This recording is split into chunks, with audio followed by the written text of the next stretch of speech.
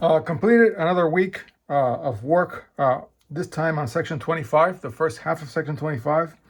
I attempted the first 20 problems, all of which are proofs, incredibly enough. And now my count is up to 415 proofs. September 27, 2025 is filming time. I'm inching to 50% of all the problems in Gallian attempted, 48.8 at 823 problems out of 1688. Now, not marked here, I've already started on rings because I've already finished the other part of 25. That'll be in the next video. So yeah, the next video is going to be the tail end of 25, which doesn't have that many problems, 32, and then rings. So I'm actually going to go back to the main theme of the book. That means the main flow. And actually, in my opinion, my humble opinion, I wish Gallian had put 24 and 25 in between the end of group theory and the beginning of rings and fields. That's just my opinion. Then for the book, it is section 25, and it's all about finite simple groups, which is very interesting. I have already shown how much there is, I believe, in Dummett and Foote. And so this actually, one thing that I found interesting, and I don't think it's good or bad, maybe it's good because Gallian wants to have a one-semester book, really. This is not intended as a two-semester book. It's a one-semester book where if you want to do more, you can do it on your own, maybe for a special project in the class. But it's really a one-semester book. And the moment you go down the rabbit hole of finite simple groups, there's a world of stuff that you can do, and the same for Seidel theorems. And that's the beauty of the telephone book that Dummett and Foote is, because there's like, I don't know, maybe like 50 pages for this content where they go into a lot more detail. But really, a simple group is, a group is simple if its only normal subgroups are the identity subgroup and the group itself. So it doesn't have any proper normal subgroups. And the main thing that is done is you use basically Seidel's third theorem, where, and I've shown them, I'll show you in the examples, where you do the 1 mod p for all the different primes and find where there are ones. And if there's only one on one, then that silo subgroup is normal. The moment you get one, you're done. You only need just one of them, because if it has at least one, it is not simple. And then, of course, what Gallian, I believe, does a pretty good job in such a small number of pages to lay out. I actually love the way he did it in such a succinct way, summarized way, is the whole scanning process that went on in the history of finite simple groups, where the mathematicians would go through different orders of groups and say, okay, not simple, not simple, not simple. Okay, simple, not simple, not simple. And it's a lot like finding primes, The analogy between primes and simple groups totally is alive and well when you understand at least, even there's more things, but definitely the scanning process. And so basically, this is like a sieve method that is being laid out here. You hit it with this theorem. It's not conclusive. Okay, then you go and you say, is the order 2 times n where n is odd? So for example, 210 divided by 2, 105. Boom, not simple, done. And this takes out a whole bunch of groups that are not simple. Then you try to take the order of the subgroup and say, well, it is proper if it does not divide its index factorial. Index factorial. So there you knock off a whole bunch more. Then you try the embedding theorem, where you try to see if there is an isomorphism with a group, with a subgroup of A sub n.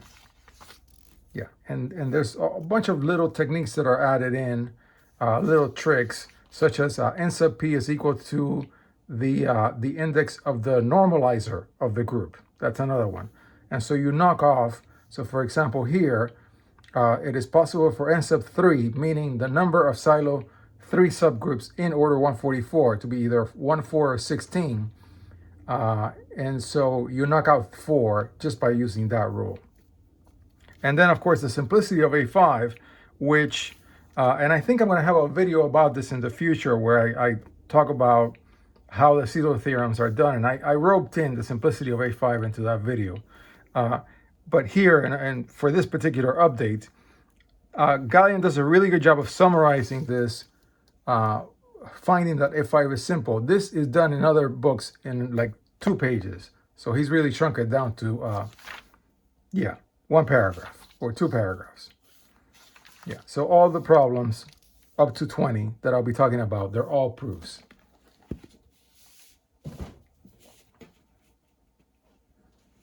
Okay, so this was the reading for the section itself. Yeah, see how you use Silo's third theorem, lay out all the factors, do mod of the primes, and find all the ones. But definitely the analogy to sieve methods in number theory, I believe holds true. Then in the case of the generalized Cayley theorem, which I unfortunately find very complicated, I had to go back and rope in the content from the Cayley theorem back in section 6, it's theorem 6.1. I had to summarize it just to understand the transformation function. But I have to say, I've read this like 5 times. This is, I'm making a note to self here that this is going to be revisited for me to fully understand and state it and just know it.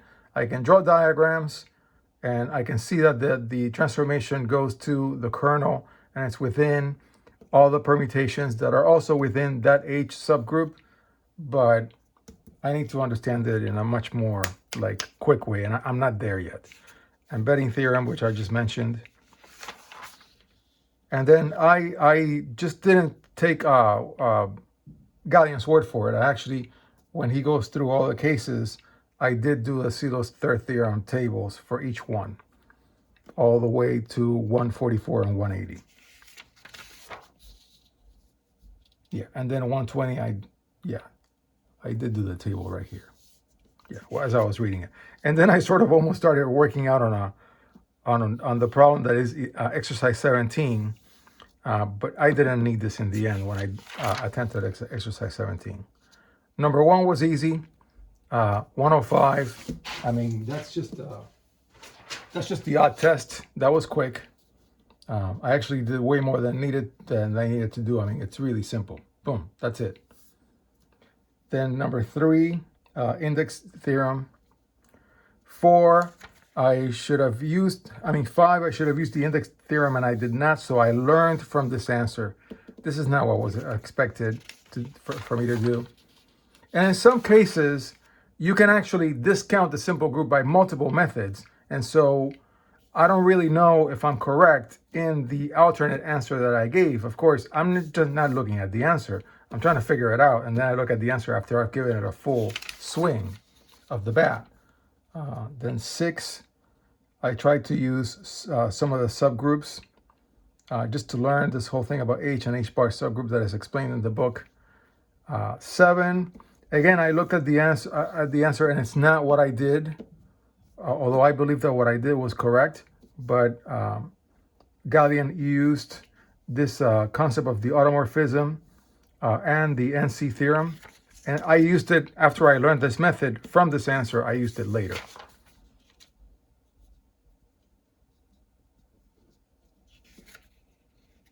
Yeah. Oh, here I made a clerical mistake.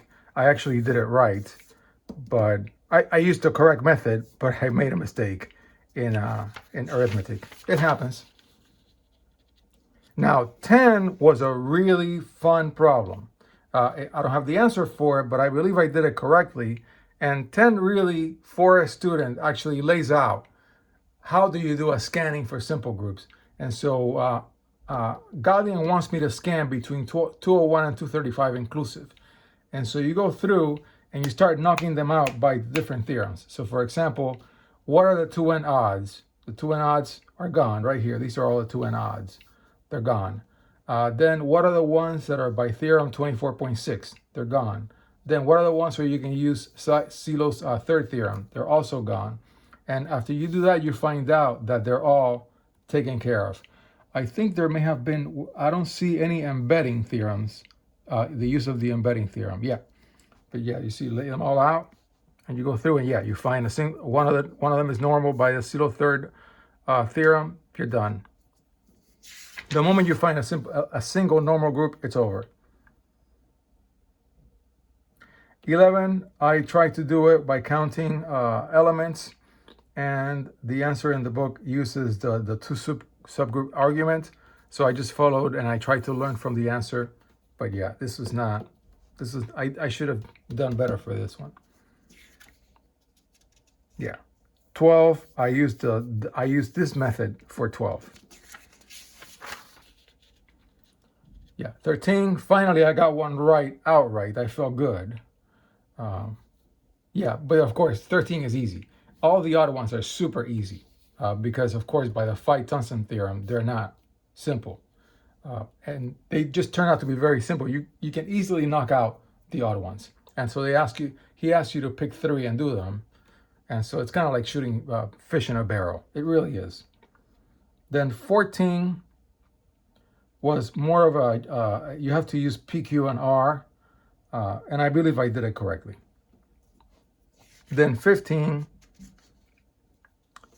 I messed up. Yeah, I messed up. No, a simple group can have subgroups that are not simple. Lesson learned. I did not know that. Then 16, lays it up for, the subgroups of a simple group are also simple. No, that is false. I made a mistake there. Then 17, I did it similarly to the way the answer was, but they went on about the 6 Seidel subgroups, whereas in my case, I used the NC theorem. Did I? No, I used the index of the normalizer. That's what I did. I'm not sure if what I did is correct, but I like the book's answer. I should have used the generalized Katie theorem in this problem, 18. I did not. I sort of waved my hands.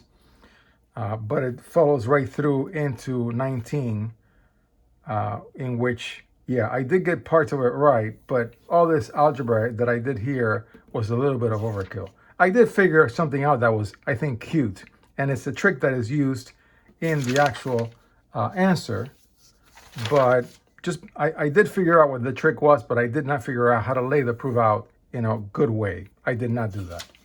And the trick is, of course, the index of h minus 1 factorial. You just figure a way to multiply the index of h, and then you get the index of h factorial. That was the trick. And then 20, I gave it a best shot. I don't really know if it's true or not.